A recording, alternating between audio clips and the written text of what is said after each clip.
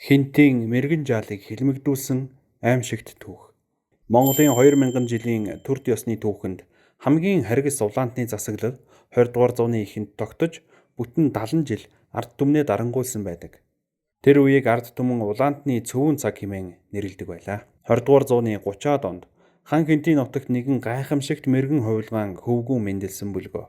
Улаантнууд бяцхан хөвгүүний хувилгаан эд шид алдар хүнд ард олны сүсэг бишрлийг нь хүчээр нухчин дарахын тулд элдв арга хэрэглэж эцэст нь аав ээж лам багшийг нь хөнөөгөөд адаг зүйлд нь 10 настай бяцхан хүүг хороосон эмгэнэлт түүх байдаг юм. Харгас засгийн хар балаг идүүгээ илчлэгдсээр л байна. Худал хуурмаг манан мэт замхарч үнэн наран мэт мандах цаг иржээ. Түүхийг өгүүлье.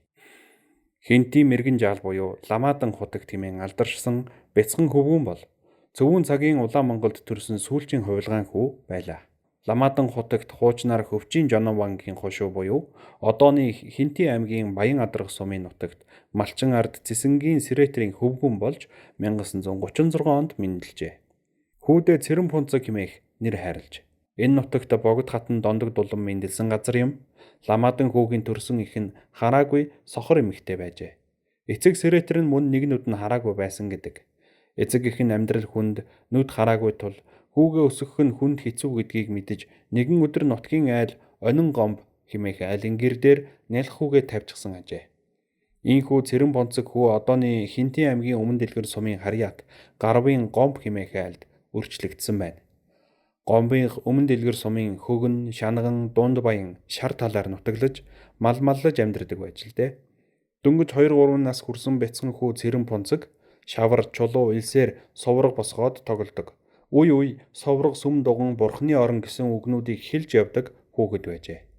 Цэрэн Бунцаг дөнгөж 3 настай байхдаа зүнж мэргэн хүүхэд гэдэг нь анх мэдрэгдэж ирсэн байна. Тэр үед нэгэн адуучин ир адуугаа алдаад ирж явхдаа тэднийг буужээ. Хүүхэд ерөн зүнж байдаг даа. Энэ хүүхдээс адууныхаа сургийг асууя та хэмээн бодоод асууж л дээ. Цэрэн Бунцаг хүү таны адуу тэр зүгт тийм ууланд байна. Гэхэд тэр газар нь очтол адуу нь яг байж асан гэдэг. Үүнээс хойш нутгийн хүмүүс алдсан мал сүргээ асуудаг болжээ. Асуусан болгоныг нь алдалгүй хэлээд байж. Удалгүй түүний ах Гомбын амгаа озар 1938 онд цэрэгт явжээ.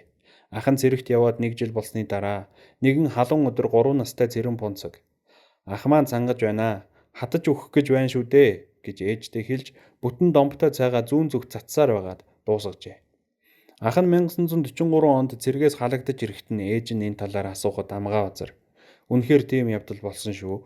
1939 оны 6 дугаар сард манай цэргийн хүнд пулеметийн Тачанкны морд халуун өдөр зогсож, морд маань зуурч, цэргүүд бид ам цангаж хатж өгтгийн даваан дээр устай залгаж ам гарсан юм гэж байжээ. 1943 оны 100 Гомбын Ононгийн халуун аршаанд очижээ. Чухам тэндэл бяцхан хувилгаан хүүгийн эд шид эрдэм чадал, өнгөрсөн одоо ирээдүйг нэвт хардаг гоц чадвар, амьтан хүмүүний өвчин зовлон, гай барцдыг зайлуулж авардаг хүчин чадал нь тодорсон гэдэг. Юмс үзэгдлийг илт мэдэх чадвар нь түмэн олонд гайхагдж байлаа. Тэр үед Ононгийн халуун аршаанд ирсэн олон хүний зовлон нэмгэлж, өвчин зовлонгоос нь салгаж, асуусан бүрд нь хариулж байсан бяцхан хувилгаан алдар нэр талын Монгол нутгаар гэрлийн хурдаар түгэх болжээ. Мэргэн жаалтай уулзаж байсан нутгийн ахмад буурлууд хуучлахтаа. Ламаадан хүү бол ширэлцэн долгиотсон өткөн их урт үстэй, сэргэлэн хурц хар нүдтэй хөөхөн хүүхэд байсан. Бидний хүүхэд байх үед зарим хүмүүс хүүхэдгүй тул хизээ манайх хүүхэдтэй болох вэ? Эхнэр яагаад өвдөд байна вэ хэмээн мэргэн жаалаас асуудаг байсан. Мэргэн жаал та тэдэн хүүхэдтэй болноо гэхэд яг л тийм болдог байж. Эхнэр өвдсөн одоо яах вэ хэмээн нэг хүн асуухад мэргэн жаал тэр хүнд танай өвлжөөний дэргэд хар ус байна. Тэр усны хажууд ургасан хус модыг та цавчаад мун хийжээ. Иймд та тэр модон мунаа сэмээд нуур руу шидчих. Тэгээд алтан гэрэл судар 25 удаа уншуулаарай гэдэг байж. Яг хэлснээр нь хийхэд өвчин зовлон арилж бүх юм сайхан болсон доо гэж ахмадууд ярьжээ. Нэгэн удаа нутгийн ард 1937 оны хэлмэгдэлтэд алга болсон аав ах нарынхаа тухай асууж мэргэн жаал аав ах чинь сайн байна. Удахгүй та нар дээр ирнэ. Та нарыг дэмжиж туслана. Аавын чинь яс харин цайжсан байна гэжээ.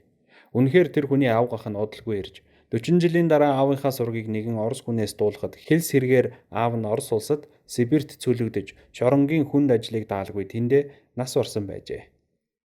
Нэгэн удаа Төв аймгийн Харьяат Эмийн сангийн эрхлэгч Лувсан Гомб гэдэг хүн Хинтийд ажиллаж байхдаа өмнө дэлгэр сумын дунд буян нутгаар дайрч Хинтий нутгийн Гева гэгт бүсгүйтэй ханилахаар явж байгаад нэгэн айлын гадаа зогсдол гэрийн гадна шилбүүр унаад тоглож байсан нэгэн сэргэлэн бяцхан хүү хурж ирээд Эмийн сангийн эрхлэгчийг шууд нэр усаар нь дууджээ.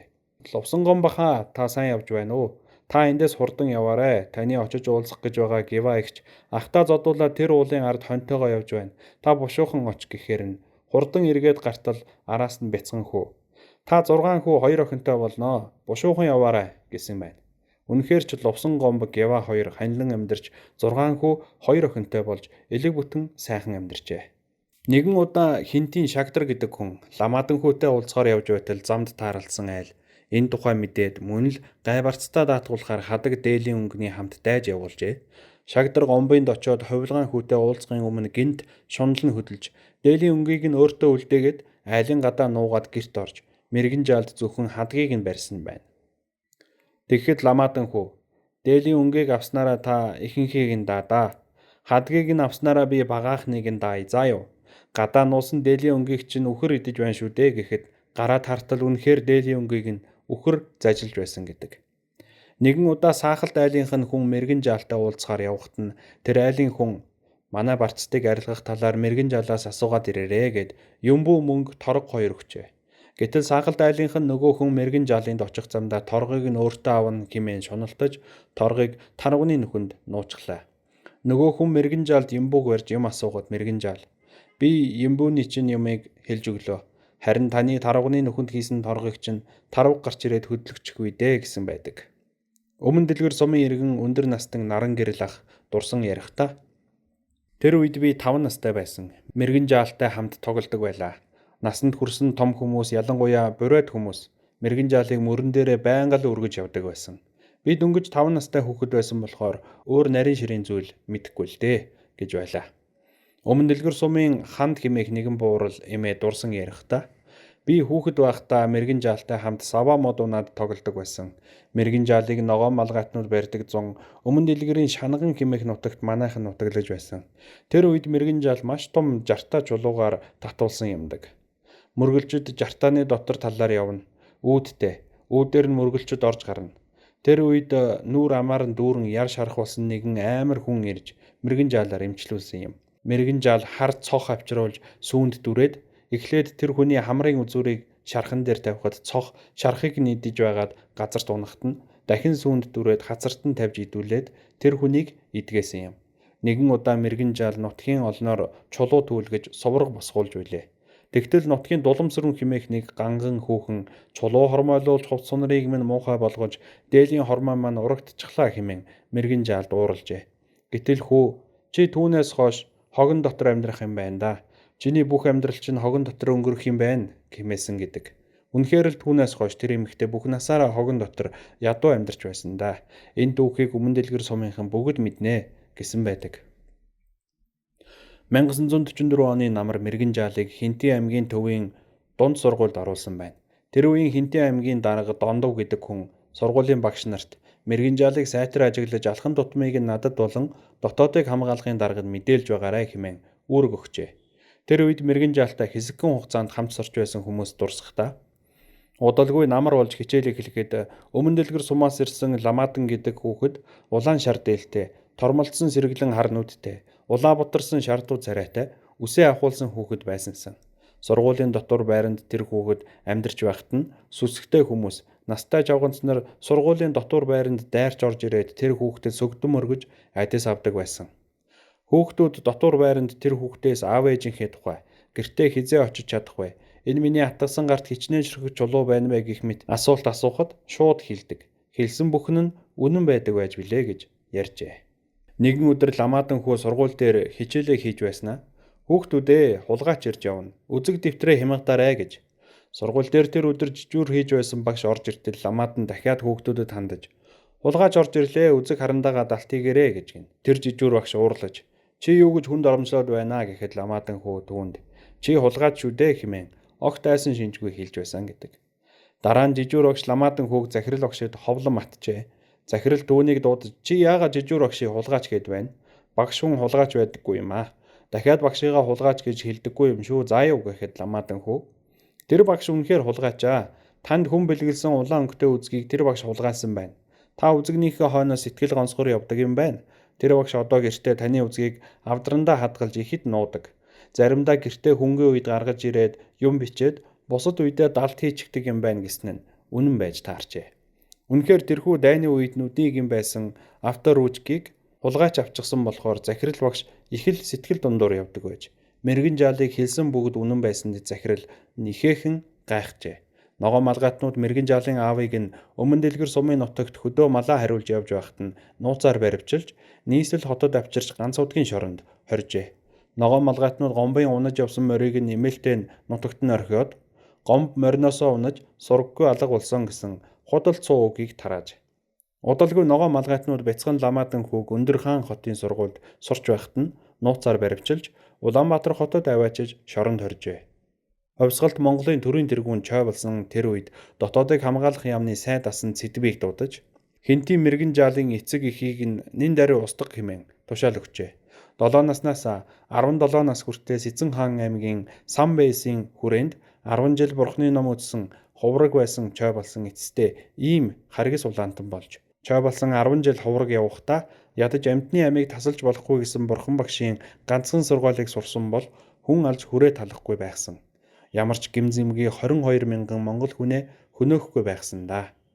Ингээд 1944 оны 11-р сарын 13-ны өдрийн дотоод явдлын яамны дэрэгдэх тусгай комиссийн 6 дугаар тогтоол гарч Хинтийн аймгийн өмнө дэлгэр сумын Харьяат ямар ч гимзэмгүй жирийн нэгэн малчин ард гарвын гомбыг 1948 оны 4-р сарын 14-ний өдөр дотоод явдлын яамны орлогч сайд Дүүн Хоржов 2 дугаар хэлтсийн дарга болд нар буудан хороожээ.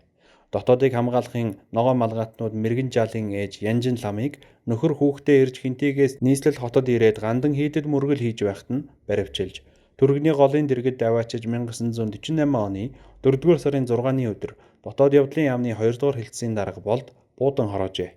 10 настай бяцхан хувилгаан хүүг дотоод явдлын яамны хэлтсийн дарга өнөөх болд гэгч буудан хөнөөсөн гэдэг.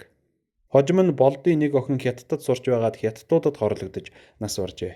Үйлийн үр гэдэг ийм л юм да гэсэн яриа 60-аад онд орон даяар тарж байсан гэдэг.